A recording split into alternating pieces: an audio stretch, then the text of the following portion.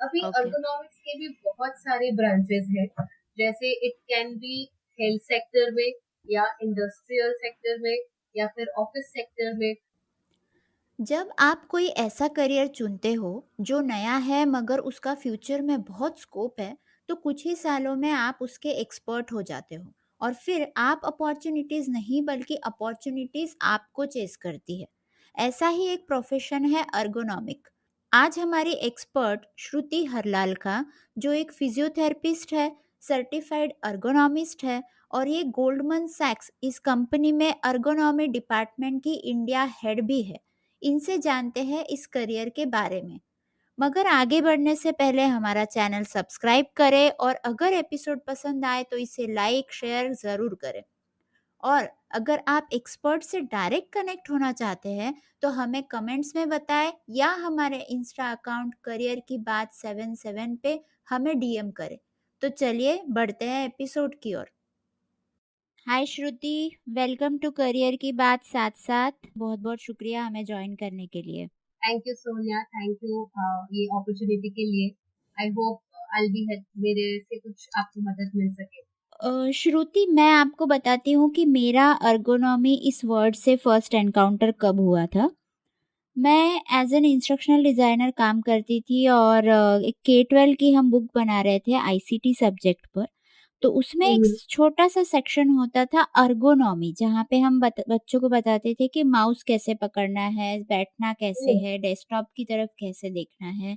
मगर मैं आपसे वही हाँ जानना हाँ। चाहती हूँ कि ये आखिर ये अर्गोनॉमी का करियर क्या होता है और क्या ये इतना ही सीमित है या इसकी और भी शाखाएँ हैं और क्या है इसका स्कोप? ergonomics आपको बेसिकली बताता है कि आप अपने एनवायरनमेंट को कैसे एडजस्ट कर सकते हैं ताकि आप कोई भी काम कर सकें। जैसे हुँ, आपने अभी बताया कि आप बच्चों को बता रहे थे माउस कैसे पकड़ना है, या जी। कंप्यूटर पे कैसे काम करना है, तो आप उनको एनवायरनमेंट को यूज करना बता रहे हो हुँ, जो उनके लिए बेनिफिशियल हो, उनकी हुँ, बॉडी को कुछ भी हार्म ना हो उनके लिए। तो वो एक बेसिक जनरलाइज टर्म है ताकि हुँ, लोग एफिशिएंटली काम कर सकें, हुँ, है ना? हुँ, हुँ, दैट इज ergonomics। अभी ओके। ergonomics के भी बहुत सारे ब्रांचेस हैं। जैसे it can be health sector में, या इंडस्ट्रियल सेक्टर में, या फिर ऑफिस सेक्टर में। By all this I mean office sector में हो गया जैसे जब लोग कंप्यूटर यूज करते हैं, अभी आपने जैसे बताया। तो जब कंप्यूटर पे काम करते हैं तो आपका पोस्चर कैसा होना चाहिए, आपको कंप्यूटर को कैसे रखना है, किस हाइट पे रखना है। अगर आप लैपटॉप यूज कर रहे हो तो आपको उसको कैसे यूज करना है, वो सब आपका ऑफिस ergonomics के अंदर आता है। इंडस्ट्रियल जी। ergonomics में जैसे फैक्ट्रीज में जब लोग काम करते हैं, उनको तो बहुत भारी सामान उठाना पड़ता है, इधर से उधर रखना हुँ, होता है, right? तो जी। वो सामान कैसे उठाना चाहिए ताकि उनके बैक में पेन ना हो। तो गिव यू एग्जांपल, आपने बहुत लोगों को सुना होगा कि मैं तो एकदम ठीक था लेकिन मैं नीचे बेंड हुआ सॉक्स पहनने के लिए या शूज पहनने के लिए, और मेरे बैक में कैच आ गया, उसके बाद मुझको बहुत पेन हुआ, राइट? जी, बिल्कुल। these ये कुछ नहीं बल्कि छोटी छोटी इंजरीज जो हर दिन हमारी बॉडी में होती रहती है बिकॉज ऑफ सर्टेन मूवमेंट्स। जैसे कि एक ऑकवर्ड पोस्चर में बैठे रहना फॉर लॉन्गर ड्यूरेशन, या फिर कोई एक्टिविटी को करना रिपीटेटिवली। फॉर एग्जाम्पल जैसे लोग जो लोग ड्रिलिंग मशीन यूज करते हैं, है ना? हुँ, अगर वो प्रॉपर ग्लव्स नहीं पहनेंगे तो वो जो ड्रिलिंग मशीन का वाइब्रेशन है वो उनके जॉइंट्स में जाएगा, उनके जॉइंट्स को हैम्पर करेगा। तो ओह! हुँ, इंडस्ट्रियल ergonomics वहाँ आ जाता है कि अभी वो ड्रिलिंग वाले आदमी को क्या यूज करना चाहिए ताकि उसके हाथ में दर्द ना हो, है ना? हुँ, इस तरह हुँ, की डिपेंडिंग ऑन डिफरेंट फैक्ट्रीज या डिफरेंट इंडस्ट्रियल सेटअप, हुँ, इधर हुँ, मैनुअल मटीरियल हैंडलिंग आता है कि उनको कैसे हैवी चीजों को उठा के रखना है। अभी हुँ, बार बार तो वो बेंड नहीं कर सकते या बार बार वो ट्विस्ट नहीं कर सकते। एज जी। सिंपल एज, अगर आप एग्जाम्पल ले लो मैकडोनल्ड्स में और हुँ, एनी अदर फूड इंडस्ट्री में भी आप ले लो, उनको जी, जब एक काउंटर से दूसरे काउंटर पे लेना है, अगर हाँ, वो लोग सिर्फ ट्विस्ट करते रहेंगे फ्रॉम राइट टू लेफ्ट, तो उनको आपको तो दिन में कितनी बार करना पड़ेगा, तो उनके बैक में पेन होएगा। जी। It's not your to help them understand कि अब वो लोग कैसे इस काम को कर सके ताकि उनका खाना इस काउंटर से दूसरे काउंटर पहुंच भी जाए और उनके बैक में पेन ना हो। तो वहां फिर ergonomics का पिक्चर आ जाएगा। फिर मैंने तीसरा आपको बताया हेल्थ सेक्टर। जी। हेल्थ सेक्टर में कैसा होता है, जैसे नर्सेज होती हैं, सर्जन होते हैं, डेंटिस्ट होते हैं, वो लोग जब हुँ, पेशेंट ट्रीट करते हैं तो उनका पोस्चर कैसे होना चाहिए। अब नर्सेज आपने देखा होगा वो लोग तो हर काम करते हैं बाय फ्रॉम उनका क्लीन पेशेंट को क्लीन करना, उनके बेडशीट्स चेंज करना। अब आप हुँ, एग्जाम्पल लो कोई पेशेंट जो बेड रिडन है, जो खुद हुँ, से मूव नहीं कर सकता। अब हुँ, अगर वो नर्स को बेडशीट चेंज करनी है, वो तो बस पेशेंट को सिर्फ रोल कर सकती है एक साइड से, राइट? जी। या फिर अगर उसको वो पेशेंट को उठा के व्हील चेयर पे या स्ट्रेचर पे रखना है, तो हुँ, उसके बैक में ऑब्वियसली स्ट्रेन पड़ेगा क्योंकि पेशेंट कैन बी हेवियर। हुँ, तो वो कैसे हुँ, उठाए या क्या चीजें यूज कर सके कि वेट उसके ऊपर ज्यादा ना आए, है ना? तो ये जी, सारा कुछ आ जाता है आपका ergonomics में। अब मैंने ओके। आपको ये तीन मेजर शाखाएं बताई कि जहाँ जहाँ मेजरली वेट हुँ, यूज होता है। बट हुँ, अगर आप अप्लाई करने को जाएंगे तो ergonomics can be applied even घरों में।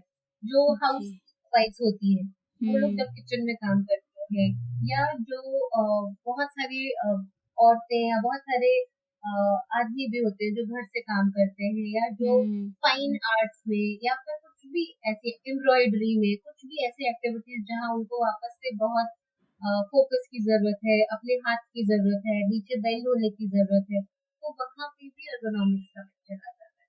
तो अगर आप देखने को जाए तो हमारी डे टू डे एक्टिविटीज में हर एक सेक्टर में ergonomics डेफिनेटली पिक्चर में आता है। हुँ। मतलब अभी ये एर्गोनॉमी के रूल्स तो हर जगह पर ही इम्पोर्टेंट है, क्योंकि राइट। हम भी घर पे काम करते हैं, हमारी हाउस हेल्प भी होती है और वो हम्म। कभी कोई हेवी सामान उठा ले तो वो फिर बोलते हैं कि ये पेन हो रहा है और व्हाटएवर। मुझे लगता है ये हर मतलब डे टू डे में चलने-फिरने से लेके तो ऑफ़िस के काम, घर के काम सब तरफ एर्गोनॉमिक है, राइट? करेक्ट। अभी ये हो गया हम लोग अगर हेल्थ सेक्टर से देखना चाहें। बट हुँ, अगर आप इंजीनियरिंग सेक्टर से या मैन्युफैक्चरिंग सेक्टर से देखना चाहें तो वहां पे भी ergonomics आ जाता है। हाँ। जैसे कि designing part, designing of a furniture, designing of a hmm. Car seat, designing of aeroplane for that matter, है ना? तो हाँ, जहाँ पे हाँ, वो डिजाइनिंग जहाँ जहाँ वो सब आता वहां पे भी ergonomics का फील्ड आता है। बट दैट जी। Will be a different field, वो हुँ। इंजीनियरिंग बैकग्राउंड से आप समझ लो, हाँ, उधर हाँ। से आ जाएगा। मतलब वो मैन्युफैक्चरिंग कैसे करना है उन चीज़ों का, वो एर्गोनॉमिक्स के रूल्स अप्लाई करके करना है, राइट? हाँ, और तो ये अगर आपको जी। मैं एग्जांपल देना चाहूँ, जैसे कि अगर एक कार सीट डिजाइन करना है कोई इंसान, है ना? हुँ, तो हुँ, वो कार सीट ऑब्वियसली उसमें ऑटोमोबाइल इंजीनियर का काम भी होगा, प्लस हुँ, वो इकोनॉमिक सेक्टर भी उसमें देखेगा कि अ, वो सीट कैसी हो ताकि जब इंसान उसमें बैठे तो उसको कोई प्रॉब्लम ना हो। उसका हुँ, वो सीट कितनी चौड़ी होनी चाहिए या कितनी बड़ी होनी चाहिए या कितनी ऊंची होनी चाहिए। हुँ, सिमिलरली अगर आप फर्नीचर मैन्युफैक्चरिंग में जाओ तो फर्नीचर में तो बहुत ज्यादा काम आता है ergonomics, बिकॉज हुँ, आपकी टेबल कितनी ऊंची होनी है, आपकी हुँ, आपको कितना वाइड टेबल चाहिए, क्योंकि अगर मैं आपको एक बहुत छोटा सा टेबल दे दूं, टेबल हुँ, के नीचे पैर रखने की भी स्पेस नहीं है, टेबल हुँ, फ्रंट से क्लोज है, तो आप कैसे काम करोगे? कितनी डिफिकल्टी होती है, हमें साइड में टिल्ट होके बैठना पड़ेगा। तो हुँ। All that will come into picture जब आप एक फर्नीचर भी डिजाइन करते इसका जो फैलाव है इस करियर का, ये बहुत ही बड़ा है, राइट? हो, बहुत ही बड़ा है। राइट। तो श्रुति जी, मुझे एक बात बताइए कि जब ये इतना इम्पोर्टेंट है और हम सब जानते हैं आए दिन किसी ना किसी को फिजियोथेरेपिस्ट की ज़रूरत पड़ती है, क्योंकि हम्म। बैक पेन होता है बैठ बैठ के, कभी कभी इंजरीज हो जाती है, ये सब कुछ हम्म। होता है। हम्म। स्पोर्ट्स में है इसका एप्लीकेशन एर्गोनॉमी का? स्पोर्ट्स में भी होगा आपका। वो थोड़ा ओवरलैप हो जाता है फ्रॉम स्पोर्ट्स फिजियोथेरेपिस्ट और ergonomist। ओके। वो लोग स्पोर्ट्स फिजियोथेरेपिस्ट आपको आपके स्पोर्ट्स के स्पेसिफिक बताएंगे कि आपको हम्म, कैसे मूवमेंट करना है, क्या करना है। But hmm, where it comes to say the grip hmm, of say a racket या एक बैट, तो ओके, उसमें फिर ergonomics थोड़ा आ जाएगा, तो थोड़ा ओवरलैपिंग है वहाँ ओके, ओके। पे। तो श्रुति जी, ये एक तो समझ गया कि इसका स्कोप जो है वो बहुत ज़्यादा बड़ा है। So definitely. ये मैंने आपका देखा आपके प्रोफाइल में आप कॉर्पोरेट में एज एन ergonomist काम कर रहे हैं, तो वहाँ पे आप कैसे काम करते हैं और बाकी सब जगह ये क्यों नहीं है? Okay, so this brings me to India में ergonomics अगर आप स्पेसिफिकली पूछो तो हुँ, इतना ज्यादा प्रिविलेंट नहीं है। क्यों? हम्म। क्योंकि यूएस बेस्ड जितनी कंपनीज है वहां पे एक रूल है कि हम्म। नॉट इवन यूएस, बाहर के कंट्रीज में एक रूल है कि काम के वजह से अगर आपको कोई भी प्रॉब्लम होती है तो हम्म। आप उस कंपनी को सू कर सकते हैं। आप इंश्योरेंस भी क्लेम कर सकते हैं कि आपके काम करने की वजह से आपको पेन हो गया, तो हम्म। आपकी आप ऑफिस नहीं जा पाए तो आपको तो लॉस हो गया, राइट? हम्म। तो राइट। वहाँ बाहर की कंट्रीज में ये बहुत इम्पोर्टेंट है कि हम्म। आपको काम करने की वजह से अगर कुछ इश्यूज हुआ है तो वहाँ ये चीज बहुत सीरियसली ली जाती है। वेरएज़ इन इंडिया इतना नहीं है। इंडिया में हम्म। ये फैक्टर वैसा नहीं आता है। तो यहाँ पे कोई हम्म। इंश्योरेंस या कोई भी ऐसा फैक्टर इंडिया में है नहीं अभी तक। But hmm. इंडिया में अगर आप मुझसे पूछो तो फिजियोथेरेपिस्ट भी आपको किसी कंपनी में ऑन साइट नहीं मिलेगा। इन हाउस फिजियोथेरेपिस्ट किसी के पास भी नहीं होता, किसी भी नहीं। कंपनी में नहीं है। हम्म। जबकि बहुत जरूरी है एक कंपनी में, चाहे वो कैसी भी कंपनी हो, सेल्स की हो, फाइनेंस की हो या हम्म। सॉफ्टवेयर हो, हर हम्म। कंपनी में इंसान डेस्क चेयर तो यूज करेगा ही और जी। उनको प्रॉब्लम्स होती ही है। But hmm. इंडिया में अभी भी it's in a developing stage जहाँ लोग बहुत फ्यू कंपनीज ऐसी है जो हम्म। अपने ऑफिस में एक वेलनेस सेंटर या फिर एक मेडिकल सेंटर बोल लो आप, या फिर एक हम्म। क्लिनिक बोल लो, वो बहुत हम्म। कम जगहों में आपको मिलेगा कि वो लोग डेवलप कर रहे हैं। But hmm. नाउअडेज अवेयरनेस बढ़ रहा है तो स्लोली एंड ग्रेजुअली लोग चाहते हैं कि उनकी कंपनी में लोग रहें ऐसा, ताकि उनके एम्प्लॉयज को बेनिफिट्स मिल सके। हम्म। But to have a full time person हर एक कंपनी में, I think that's a long way to go in India hmm. Still. वो हम्म। अभी नहीं है। बट सही। हाँ, अभी आपको यूजुअली मिलेगा कि कोई विजिटिंग कंसल्टेंट होगा जो महीने में या 2 महीने में एक बार आता है, आपको टिप्स एंड ट्रिक्स लेके चले जाते हैं, जी। ऐसे जरूर है।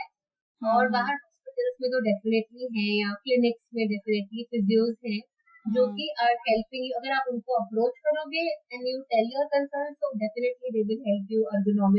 Ergonomically as well. Hmm, but hmm. Otherwise इतना नहीं है इंडिया में अभी। हुँ। क्योंकि मुझे लगता है कि किसी को पेन हो, कोई तकलीफ़ हो और उसके बाद वो उसका इलाज करवाए, उससे अच्छा है कि ये लेसन्स पहले ही मिलने चाहिए, ताकि बॉडी एग्जैक्टली। पहले से शेप में रहे, ठीक रहे। क्योंकि हमारे सिटिंग हम्म। पोस्चर और रॉन्ग वे ऑफ वर्किंग की वजह से मुझे भी प्रॉब्लम्स हुए हैं और मैंने देखा है। तो हम्म। श्रुति, मैं जानना चाहूँगी कि आप अभी क्या करते हो और आपका रोल क्या है एज़ एन एर्गोनॉमिस्ट? ओके, तो बिफोर आई बिगिन मैं आपको थोड़ा बैकग्राउंड देती हूँ। जी, मैं बिल्कुल। फिजियोथेरेपिस्ट हूँ। हाँ। मैंने अपनी बैचलर्स करी है फिजियोथेरेपी में, उसके बाद मैंने मास्टर्स भी किया फिजियोथेरेपी में ही। ओके। उसके बाद मैंने अर्गोनॉमिक्स में सर्टिफिकेशन किया। अच्छा। जी। Having a physiotherapy background definitely मुझको बहुत हेल्प किया अर्गोनॉमिक्स में, बिकॉज हुँ। आपको फिजियोथेरेपी बैकग्राउंड होने की वजह से आपको कंप्लीट आइडिया हो जाता है कि हाँ ये मसल्स ऐसे काम करते हैं या बॉडी ऐसे काम करती है, आपके बोन्स आपके जॉइंट ऐसे काम करते हैं हुँ। और इनको इस तरह से फंक्शन करना चाहिए। This is not the right way और this is not the right way. वो hmm. Differentiation being a medical professional मुझको बहुत इजी हो गया, right? Hmm. Okay, yeah. Secondly, अभी I am into a company जहाँ पे I am taking care of only employees of that company. Hmm. मैं उनको ergonomic सर्विस प्रोवाइड करती हूँ। हुँ। तो अभी मैं इस कंपनी के इंडिया रीजन को हेड करती हूँ। हमारे ऑफिसेज हैं बैंगलोर, मुंबई, हैदराबाद में। तो जी। मैं इनके जो एम्प्लॉयज हैं उनके लिए कंसल्टेशन प्रोवाइड करती हूँ कि हुँ। आप कैसे बैठ सकते हो, कैसे आप अपने पोस्चर का ध्यान रख सकते हो, आप अपने वर्क स्टेशन को कैसे एडजस्ट कर सकते हो ताकि आपको कोई डिस्कम्फर्ट ना हो। हुँ। इंस्टेड ऑफ क्या होता था पहले, क्या होता था कि हम लोग हमारे अपने आप को एडजस्ट करने की कोशिश करते हैं कि अगर ये टेबल है और चेयर हमारी छोटी है तो कोई बात नहीं, हम थोड़े अपने हाथ की ऊर्जा करके काम कर लेते हुँ। राइट। हैं, राइट? तो जी। वो वो करना गलत होता है। तो मेरा काम है लोगों को सिखाना कि नहीं, आपको अपनी चेयर ऊंची करनी है रादर देन खुद को ऊंचा करना, आई मीन खुद अपने हुँ। शोल्डर्स को ऊंचा करने के बजाय, राइट? हुँ। तो जी। ये कंसल्टेशन मैं लोगों को प्रोवाइड करती हूँ ऑफिस में। हुँ। as you rightly mentioned कि हमारे को प्रिवेंटिव स्कोप होना चाहिए। प्रिवेंटिव अगर हम करने लग जाए तो हमारी प्रॉब्लम्स ही कम हो जाएंगी लेटर ऑन। तो जी। सेम चीज यहाँ पे भी हमारी कोशिश होती है कि हम लोगों को थोड़ी अवेयरनेस भी फैलाएं। ऑफिस हुँ। ऑफिस के लोगों में हम अवेयरनेस फैलाते हैं कि हाँ ये ergonomics एक सर्विस है जिसको यूज करके आप प्रिवेंटिव मेजर्स सीख सकते हैं ताकि आपको पेन और डिस्कम्फर्ट हो ही ना। फर्स्ट ऑफ ऑल हमारा गोल रहता है कि एम्प्लॉयज को पेन डिस्कम्फर्ट तो हो ही ना, उसके लिए हम प्रिवेंटिव मेजर्स उनको बताते हैं। हम हम्म ग्रुप सेशन सेटअप करते हैं जहाँ हम उनको बेसिक टिप्स देते हैं कि ओके, जनरलाइज गाइडलाइन उनको बता देते हैं। Even hmm after following that कुछ लोग बहुत ऐसा होता है ना कि आप एक जनरल गाइडलाइंस के बाद आप जाके अप्लाई करने की कोशिश करते हो, बट मे बी आपका वर्किंग स्टाइल अलग होगा या मे बी हम्म आपका डिमांड अलग होगा, तो you are not able to follow that 100%। तो फिर मेरे पास इंडिविजुअली भी लोग आते हैं कंसल्टेशन के लिए, ओके जहाँ फिर मैं उनको कस्टमाइज करके बताती हूँ this is how you should set. चाहे आप हम्म घर से काम कर रहे हो चाहे आप ऑफिस से काम कर रहे हो, this is something that you should follow. जी तो ये हमारा एक काम होता है हम्म एम्प्लॉयज के लिए, ओके जिनको हम गाइड करते हैं ताकि उनको पेन डिस्कम्फर्ट ना हो, और अगर है भी तो how to hmm deal with. Okay okay तो श्रुति जी आपने कहा कि आपने फिजियोथेरेपी करने के बाद ergonomics में सर्टिफिकेशन किया, राइट? हाँ जी, हाँ जी। तो ये सर्टिफिकेशन आपने कहाँ से किया है और ये ज़रूरी है कि मेडिकल वाले ही कर सकते हैं या फिर कोई भी इस प्रोफेशन में जा सकता है? सी, ये एक बहुत ट्रिकी क्वेश्चन है फिर। हुँ, ergonomics अगर आप ऐसे देखो तो it will be always better अगर आपको एक अगर आप हेल्थ सेक्टर में जाना हुँ, चाहते हो तो hmm, hmm, definitely it is always always advisable कि आपका एक मेडिकल बैकग्राउंड हो। आप देखेंगे जो फिजियोथेरेपिस्ट होते हैं वो लोग भी ergonomics सॉल्यूशन प्रोवाइड करते हैं। फिर देयर इज अच्छा, अनदर फील्ड जिसको बोला जाता है occupational therapy. Okay, occupational therapist लोग भी ergonomics में इन्वॉल्व हो सकते हैं, बिकॉज अच्छा, ऑक्यूपेशनल थेरेपिस्ट डील करते हैं उनका उनका एक स्पेसिफिक एरिया होता है हैंड। हुँ, वो लोग ओके, वो लोग उसमें बहुत डील करते हैं, तो इसीलिए वो लोग भी इसमें आ सकते हैं, आगे जा सकते हैं। हुँ, But hmm, I will again and again say कि having a medical background definitely helps you hmm, understand कि हाँ, एक एम्प्लॉय, एक आदमी, एक इंसान अगर आपके पास आया है किसी प्रॉब्लम की वजह से, कोई हुँ, पेन की वजह से, तो आपको उसका डिटेल्ड असेसमेंट करने में इजी होगा अगर आपको एक मेडिकल बैकग्राउंड हो। हुँ, अदरवाइज हुँ, आप फिर सुपरफिशियली उसको हेल्प कर रहे होगे, आपको रूट कॉज नहीं समझ आएगा। हुँ, राइट। करेक्ट, राइट, हमारा आइडिया है कोई एक इंसान, अगर आपने आपको एक एग्जांपल बता दें, जी, एक इंसान बैक पेन के लिए किसी ऑर्थोपेडिशियन के पास गया है ना। हम सब जानते हैं कि जी, डॉक्टर्स कितने बिजी होते हैं। हुँ, कंसल्टेशन हार्डली 5 to 10 मिनट्स होता है, वेयर दे क्विकली अंडरस्टैंड करना चाहते हैं कि अच्छा आपको क्या प्रॉब्लम है, कोई इंजरी हुई, आपको कुछ चोट लगी, आपको कुछ हुआ। हुँ, वो क्विकली आपको असेस करके हिस्ट्री लेके एग्जामिन करके आपको बता देते हैं। आपको अगर इन्वेस्टिगेशन है तो बोलते हैं ये करके मेरे पास आओ, नहीं तो दवाइयाँ लिख देते हैं या फिर फिजियोथेरेपिस्ट के पास भेज देते हैं। अभी जी, डॉक्टर के पास इतना टाइम नहीं है कि आपको पूछे कि आप घर पे क्या करते हो या ऑफिस में क्या करते हो। राइट। करेक्ट, अगर वो इवैल्यूएट हम नहीं करेंगे तो आप कितना भी पेन किलर खाते जाएं, आपका दर्द तो वापस आते रहेगा। सेम गोज विद आप फिजियोथेरेपिस्ट के पास गए, आपने अपना अगर बैकग्राउंड उनको नहीं बताया और हुँ, वो उन्होंने आपको असेस कर लिया, उनको भी रूट कॉज पता चल गया कि अच्छा आपके जॉइंट में ये मसल प्रॉपर नहीं है, उन्होंने हाँ, आपको बहुत डिटेल असेसमेंट करके उसका वो रूट कॉज भी ट्रीट कर दिया। हुँ, बट आप फिर से 6 महीने के बाद फिजियोथेरेपिस्ट के पास गए कि मैं बहुत ठीक था 2-3 महीने तक, बट 1 हुँ, महीने से फिर हो गया मुझको ये, मैंने तो सब कुछ फॉलो किया। तो हुँ, अब क्या हुआ? हमने तो वो एसेस उनका रूट कॉज़ बॉडी में जो था वो ट्रीट कर दिया, लेकिन जो ओरिजिन हो रहा था उनका बैठने का स्टाइल, हमने वो कभी हुँ, करेक्ट नहीं किया। So that's why hmm, it kept coming back. तो इसीलिए ज़रूरी है कि आपका एक मेडिकल बैकग्राउंड हो ताकि आप सारे चेक पॉइंट्स को आप चेक कर सको, हर जगह आप असेस कर सको और एक फाइनल असेसमेंट उनको दे सको और फिर एक सॉल्यूशन प्रोवाइड कर सको। Right, right, I agree with that. Even मुझे लगता है जो मैन्युफैक्चरिंग साइड है, उसमें हुँ। भी मेडिकल नॉलेज होना इज़ अ प्लस, राइट?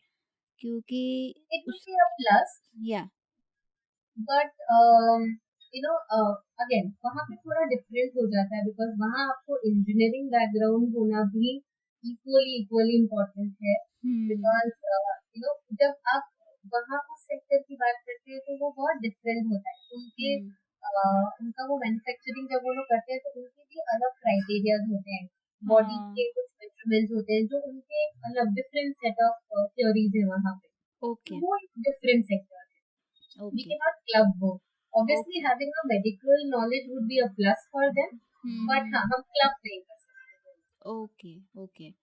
तो ये जो ergonomic का सर्टिफ़िकेशन होता है, जी ये इसमें क्या होता है? इसमें क्या पढ़ाया जाता है एग्ज़ैक्टली?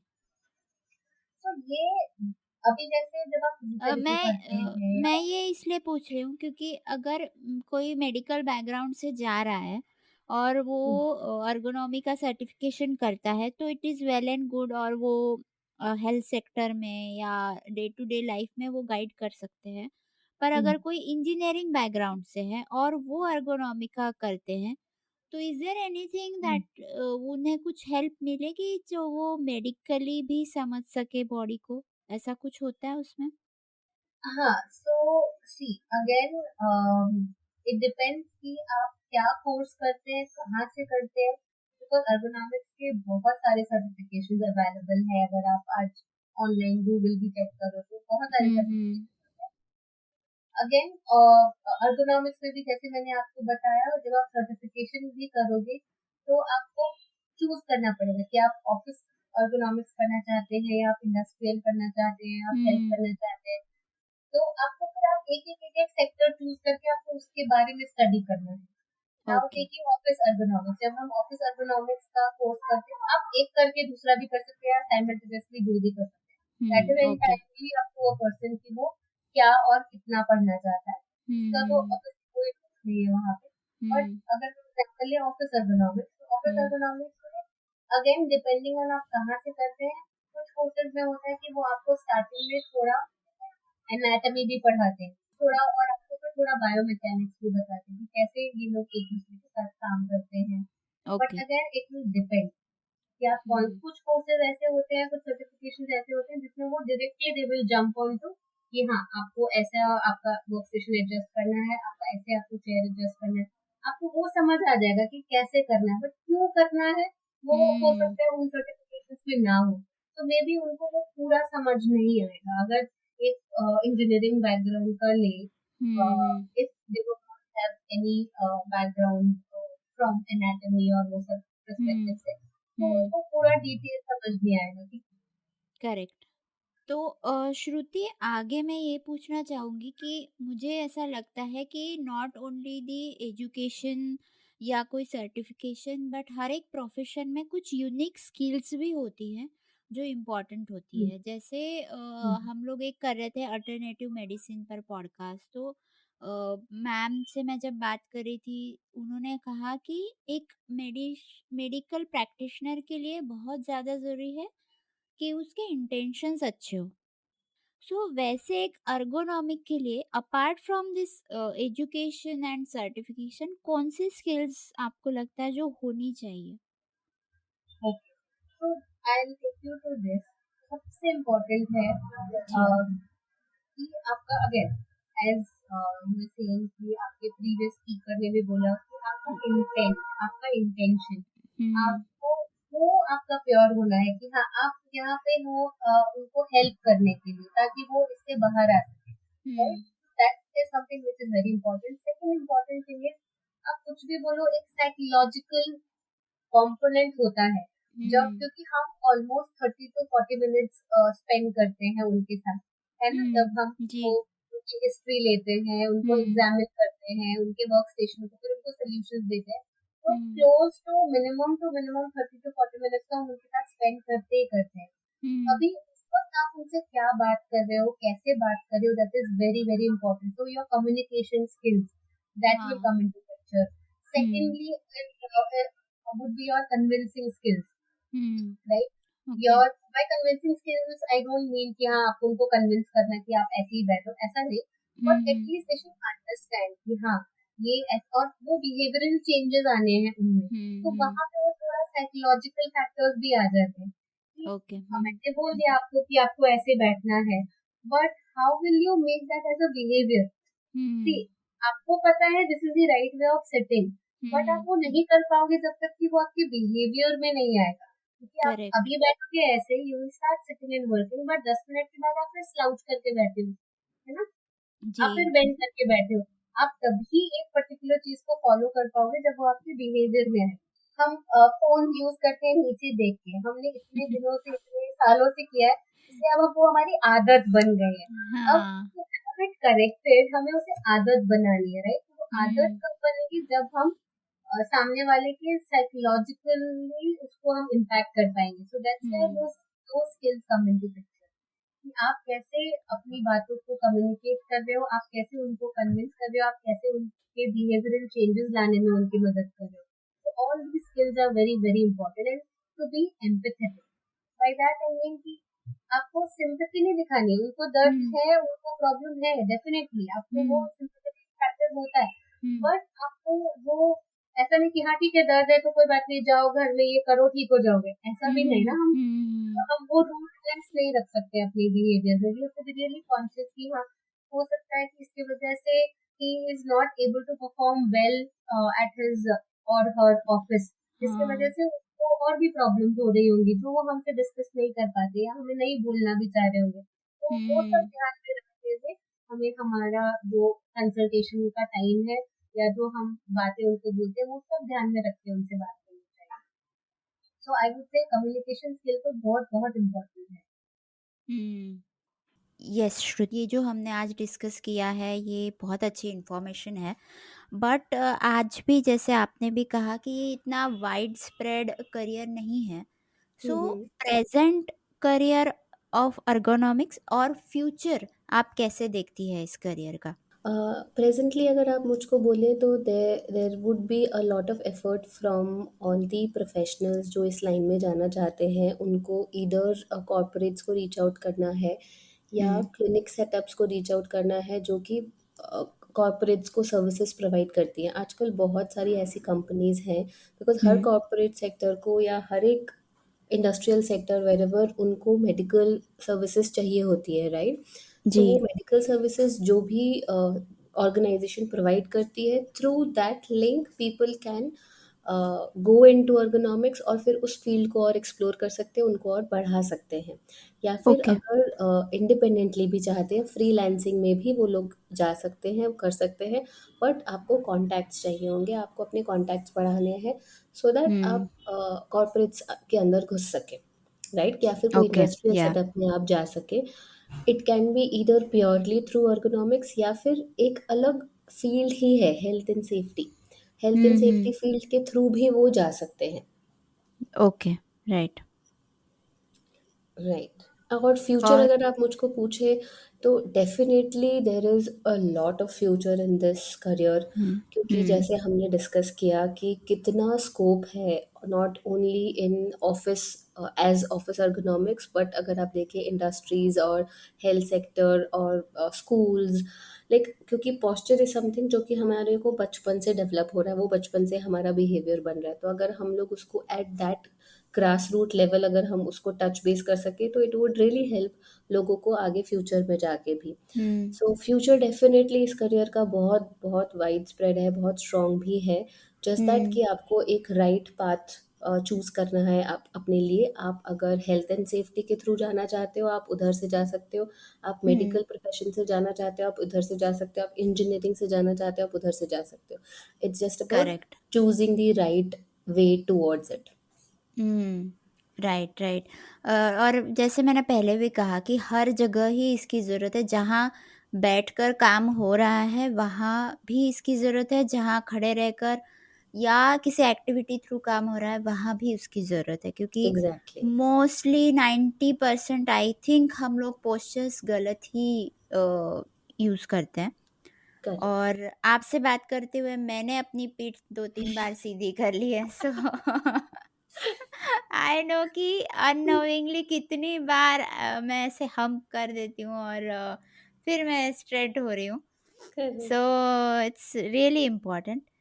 So yes. एक आखिरी बात पूछना चाहूँगी श्रुति, आप हाँ क्या जी। एडवाइस देंगे जो नए नए लोग आ रहे हैं या आना चाहते हैं इस फील्ड में? हम्म।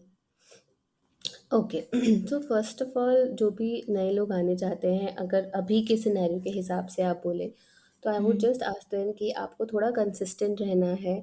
आपको हुँ, अपने नॉलेज को अप टू डेट रखना है, कोई भी न्यू हुँ, रिसर्च कुछ भी होता है, because um, ergonomics is a growing field, India में specially it is a growing field. तो आपको अपने या आप को नॉलेज वाइज पूरा अप टू डेट रखना है, and you you have to be very consistent about कि हाँ, it it might take a little while, क्योंकि हुँ, आप अभी इंडिया में कैसा है, जैसे मैंने आपको बताया, it's more like a freelancing thing. Offices आपको मंथली वंस या 1 से 2 मंथ्स बुलाएंगे।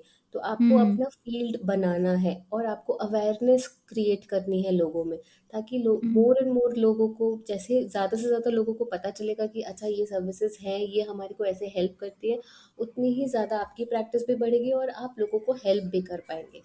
सो जी, that would be my only advice, जो लोग आना चाहेंगे कि हाँ, आप इसमें कर सकते हो, बहुत आगे जा सकते हो।